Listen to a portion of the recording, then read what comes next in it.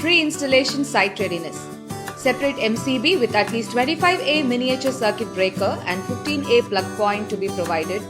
In case of power fluctuations, stabilizer with high voltage or low voltage cutoff to be used. Unit will not be installed in case there is no provision for outdoor unit. Accessibility, safety and permission. Covered under standard installation.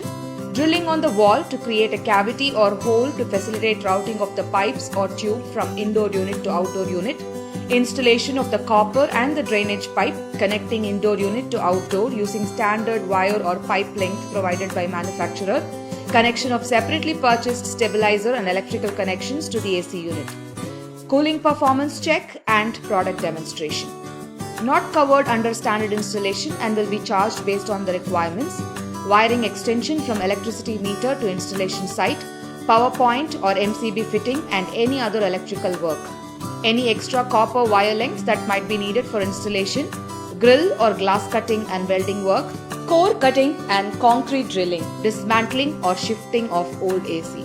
Please note that brand warranty will not be applicable if installation is not done by the brand or Amazon.